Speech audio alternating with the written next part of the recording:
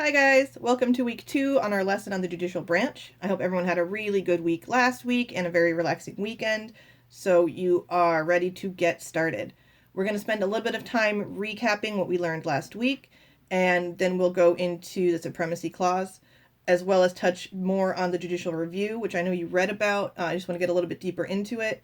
And then after this conversation we're having, you guys are going to focus on who the Supreme Court justices are, how they are elected into office, the type of cases that have come out of Supreme Court rulings that have really impacted our government. And that's pretty much going to be it for this week and really for the branch in general. So, as a quick review, there are two court systems in the United States. The federal court system deals with disputes about laws that apply to the entire United States. State court systems mostly deal with disputes about state laws. So, 50 states, 50 state court systems. These 50 state court systems have 12 different districts to go to for a court of appeals. So the numbers begin to narrow there, but it does stem from this 50 state court system that we have. Let's talk a little bit about the supremacy clause in the United States Constitution. This is going to be an explicit power. So think back to our conversation about power. An explicit power means that it is directly stated in the United States Constitution, unlike an implied power, which is a power that's the result of the Constitution, but it does not directly say it. The Supreme Court clause in the United States Constitution actually comes from Article 6, and it states that federal laws made in the Constitution, along with treaties it creates, are the supreme law of the land. So this is what gives the Constitution and federal laws the power over states.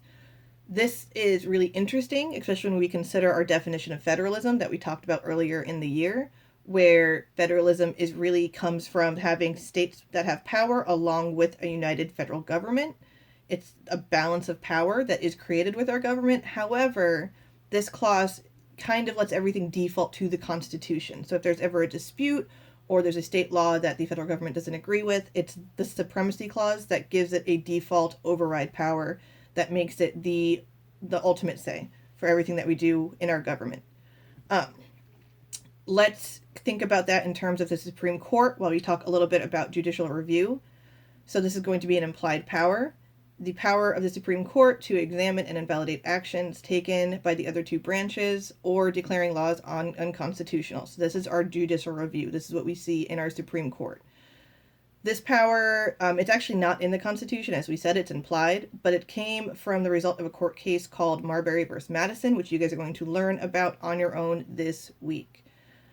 Keep in mind that most court cases that make it to the Supreme Court are there because they are on some sort of appeal. The Supreme Court doesn't hear many cases. There's only 9 Supreme Court justices. They get asked to review about 8,000 cases a year, and they probably rule on about 80. We'll also kind of look into reasons why that is, but these are things that really need a constitutional ruling. They deal on major issues, things that are going to be really impactful.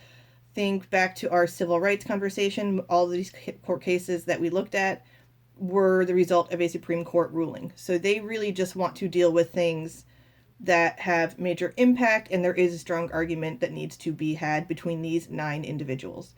I will post 2 assignments this week. So I know last week we started with 1. This week you're going to have a worksheet to read through with a few short questions, and then there is going to be an activity based on the court cases from the Supreme Court. So make sure that we're keeping that in mind.